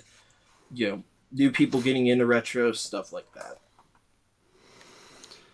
Yeah, this one we could go for a while on this one. I think, depending on the different topics and pathways we go down. Because, Yeah. all right, so right off the rip, to me, it's like I think someone mentioned it in the comments already. Prices for retro games are going through the roof. So I think we all are aware the pricing is pretty high. For me, when I think about the future of retro gaming, I feel pretty optimistic about it in general. And what I mean is, I don't want to get retro gaming in general confused with retro game collecting. Yeah. And the reason being, I think retro gaming in general is going to continue to thrive for a lot of different reasons. Right off the rip, for me, we live in a world with the PlayStation 5 and the Xbox Series everything, and all these wonderful ways to play, and Game Pass and all these modern games and things like that. But more and more nowadays, what I get hung up on is kind of going back to, I'll pick on Company of Heroes 3 for a little bit, or I'll go back to Cyberpunk. How many games are coming out that aren't quite ready yet? They're not complete. Or games that are coming out and, well, this isn't the full game. We're going to add a new game plus mode later, or extra DLC later, that kind of thing. I think we're going to get to a point where people are going to be a lot more cognizant about the amount of money they're putting into their hobbies and what the return is. And one of the biggest things, at least from my perspective, that I find the most valuable besides my money is my time. Yeah. And retro games, they sure as hell respect my time, because the games are complete. I don't have to update them. They're becoming more and more accessible as time goes on. And whether you're on the camp of wanting to play games on the original hardware with CRT and all that, or you're okay with the clone consoles and HD TV, you know what I mean? To me, I don't think it matters. If you're really into your hobby and you want to play games, retro gaming is going to become more and more appealing than it already is, because I can't count how many times I was so excited to bring a game home. I pop this thing in, and I've got a 35 gig update waiting for me. My friends want to watch me play this, and it's like, sorry, I don't know what to tell you. It's every time almost. The only time that doesn't happen is with like limited run releases and stuff that they go out of their way to put like complete on a card or disc. But yeah, I mean, I agree with you. I think that, retro gaming is more accessible than ever. There are so many ways to play retro games. You can do it on your phone. I mean, I've got my phone here. I can play just about anything that I want to, if I wanted to play it on my phone, of course. But you have access to do that. And I mean, there are tons of ways to do that. I think it is more accessible than ever. My daughter, what was she playing? Something even silly. It was a Sesame Street game on the 64, because we were playing on an emulator, testing something out on a device, and she got into it. Like, there's just so many different ways to play this, so many devices coming out. Like, my preferred way is kind of sort of what you said, CRT. I get the EverDrives. I'm going after all those. I've got a good chunk of them now, and that's my way because of the retro gaming prices. I wasn't an EverDrive guy before, like, 2020, so I was a collector. I won't play the game until I own a physical copy. But, I mean, EverDrive is playing it the exact same way, FPGA, and there is zero difference from playing it on the original cart. And I love them. I mean, I think that EverDrives and ODEs, if you want to have the original console, those are the way to go. I mean, the 64 EverDrive, like, I don't want to pay the prices for some of those other 64 games. Like, it's just getting crazy to me, and it's still more accessible. There's other ways to play. If you got a PC or a laptop, you can play just about anything you want. So, No, I mean, I agree with that, and the fact right now with Nintendo Online bringing all of these like retro games back, so it's something that's always going to be around. There's always going to be different companies that are going to like remarket this type of stuff. Yes, like they did with like the newer like clone consoles of the NES Mini and, Super Nintendo, Genesis, PlayStation, just kept going on and on. So it's like, I feel like there's always going to be ways to play this, and there's always going to be an interest there. just based on, like the hype of everything. So I feel like that's always going to be a thing. And then, like you said, with the collectors versus, like people who actually play the game, I think collectors is its own little thing that Yeah. may, be Entirely a little different. bit more hard to get into with like dying hardware and, I guess like things like that. And you'll have to like mod certain things and replace things and, the prices of all that. I think that's like a whole separate entity, but I think it's always going to be around, and I think a lot more people will probably get into it, especially since it's so much more convenient. And like you said before, your time is valued. So like your time is pretty much everything, along with money and stuff today. But it's Right. like And timing, convenience. yeah, and I want to pick a comment out of the chat really quick. Robert Gray said people seem to forget that 20 years ago, N64 games were $70 and AAA games are Yes. priced okay. The quality is diminished, and it's like what Yeah. really would he's not wrong Right. at all. And when I think back on it too, especially when it comes to my collecting, like all that back there behind me is my PSP collection and things like that. My PlayStation 2, 3, all that's all in there. When I go out and I try to find games, more than anything, it's to play.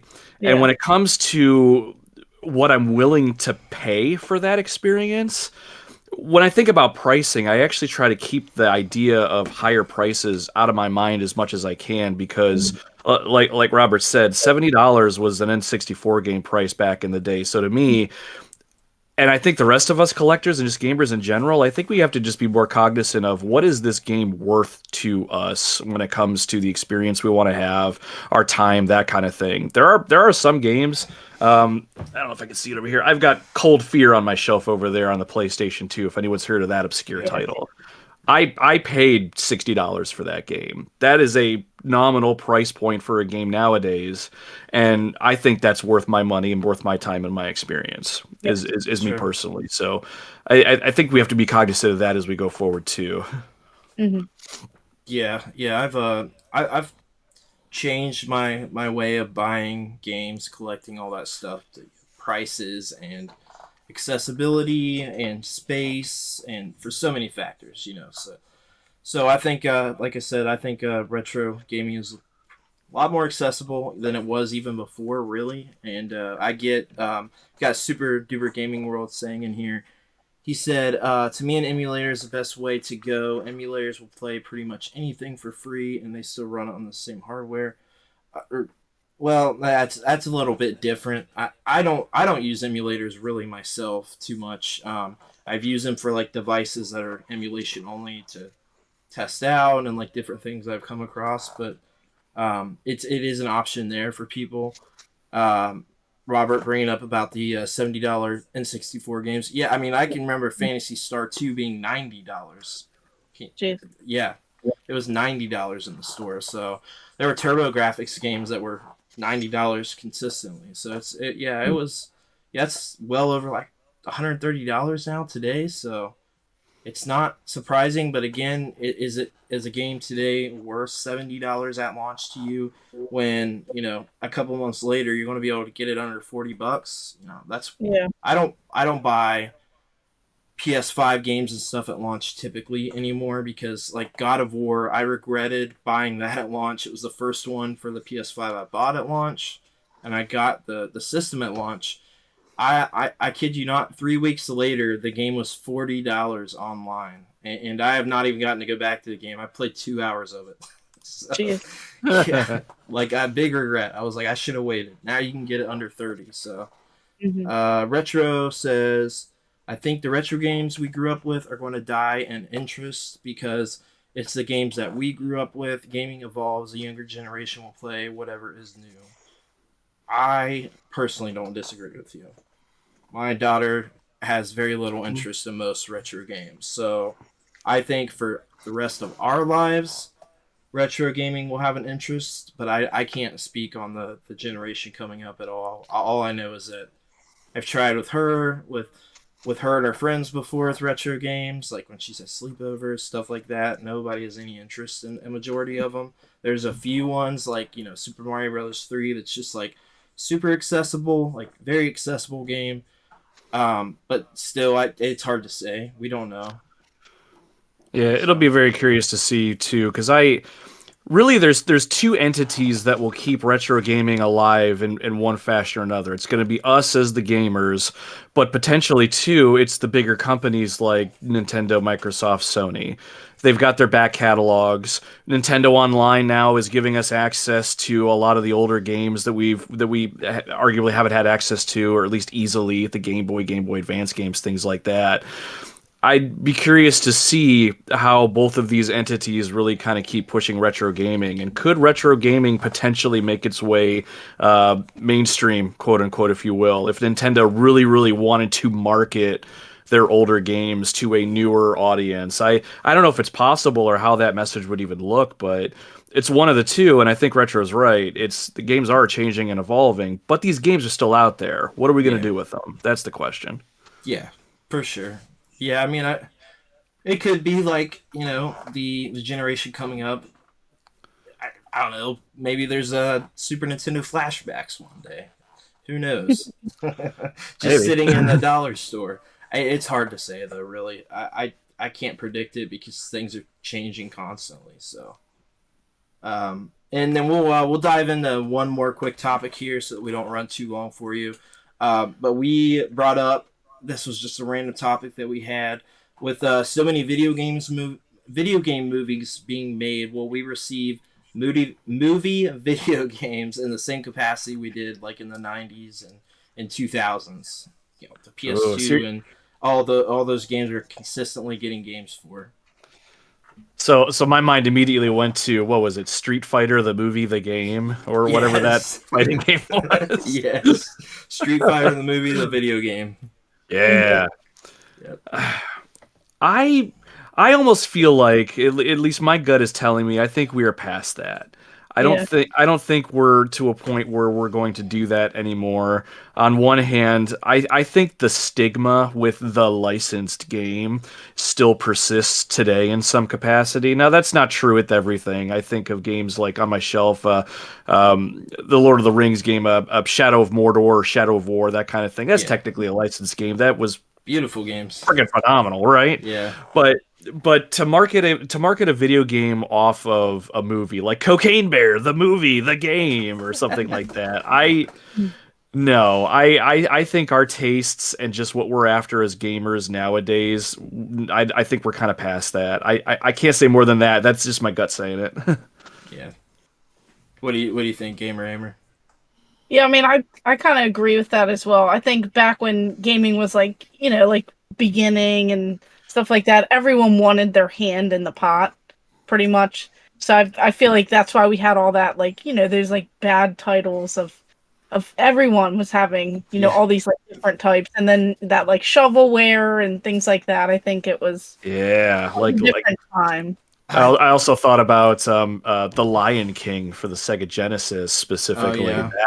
That game, the reason I bring that up is like you said, Game Raymer, hand in the pot kind of thing. Because back then, I mean, movies are not were not as accessible as they are now, kind of thing. I mean, movies are everywhere, streaming services, that kind of thing. So it's like, it was almost as a form of advertisement that we would get games like The Lion King or whatever else to kind of tie in with movies that you would play the game and then want to see the movie, and then, oh, maybe I want to see the movie, and then maybe go potentially play the game. Yeah. I don't think it's possible to really make that loop anymore, or at least not well enough. One of the more obscure PlayStation 3 games that I found was Battleship, which was based on the movie Battleship I haven't I haven't played it yet, but just I bought it purely because I was just morbidly curious. But at the same time, it's like I look at this game and it's not even anything like the movie. It's got the name attached to it, and you know what I mean. I just think we have evolved as a species that connection can no longer be made and makes sense. Yeah. Mm-hmm. I don't disagree. I don't really want to get Charlotte's Web again. A video game is Charlotte's Web. The movie, I had that. It was made by Sega too, which is wild to me.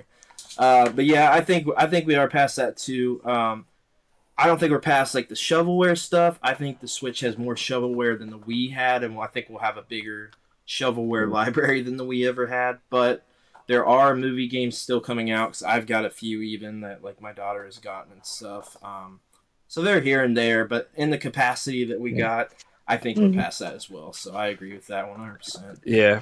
But the nice thing is, kind of switching the topic around just a little bit, video game movies now are coming out, the TV adaptations, Yes. The Last of Us, that kind of thing. Things seem like they're starting to turn a corner.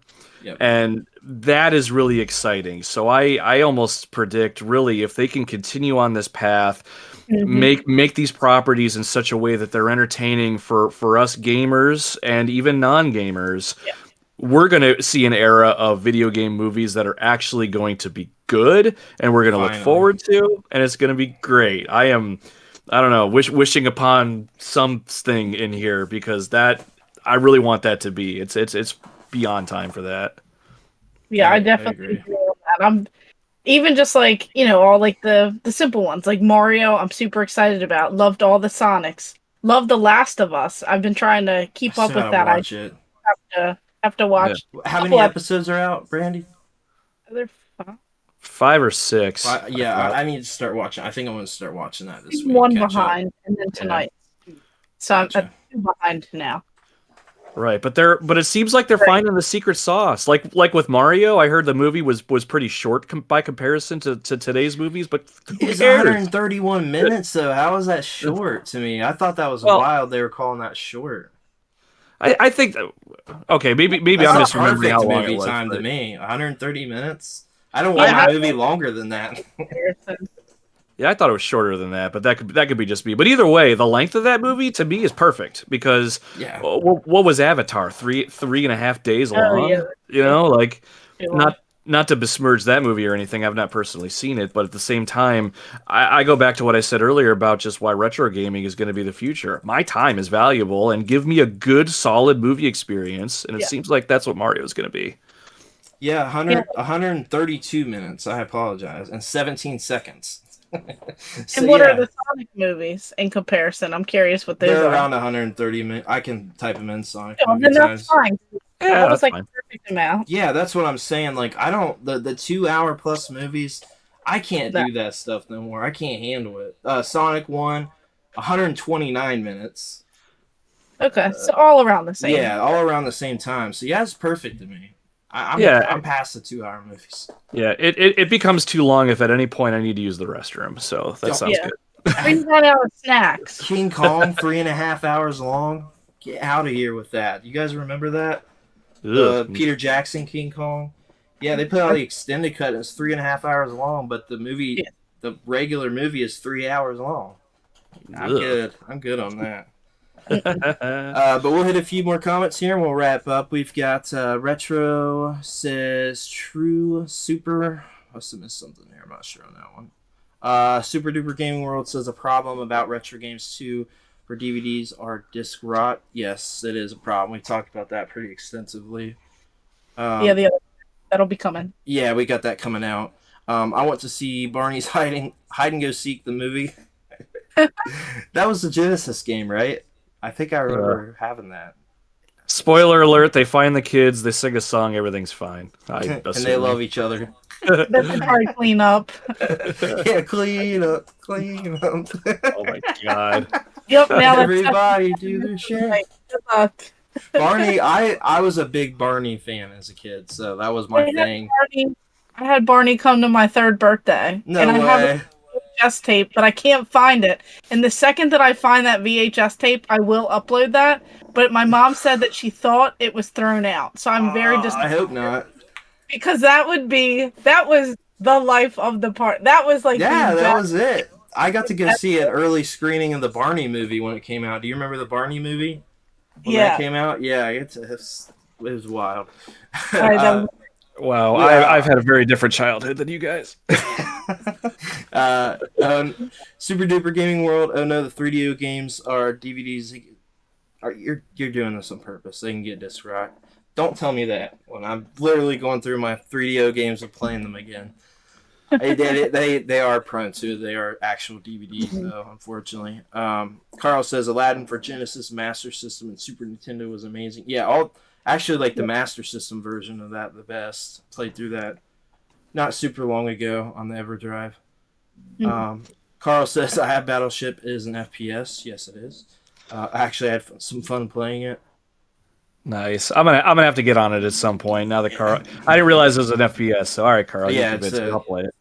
Yeah, it reminds me of there's a G.I. Joe game for the Switch, and it gives me the same vibes. It's terrible, low budget, first person shooter. I mean, I don't know how to explain it. Just a lowbrow game. Obviously, you can't expect much from it. But it's funny that the game came out. Retro says I beat Aladdin for the Genesis recently. Pretty tough game. It is very hard for sure. Retro says you should end the podcast by singing "I love you, you love me." I leave that up to Gamer Aimer. Gamer, you want to cover the ending here for us? I'm not. I don't think people want to hear me sing that. I know this is your guys' show, but in my opinion, Retro's grounded. So yeah, you're grounded, Retro. Yeah, for sure. But hey, guys, we appreciate all the viewers, everybody coming on. You guys are awesome tonight. Thank you so much for all the comments. Thank you so much for coming on, Nomad. We definitely appreciate it. We'll have to have you on again. Very nice podcast tonight. I had a lot of fun. Yeah. So yeah, I appreciate you guys having me here. It's been really fun, especially talking to people in chat. You guys are awesome. Anyone that's tuned in. So yeah, this has been fun. Thank you guys. We appreciate it a lot. And then we'll have your stuff linked down below for you as well. Be sure to check out all of his socials, content, everything that he has going on his YouTube channel as well. And we'll be back again next Sunday, and we'll see you guys later.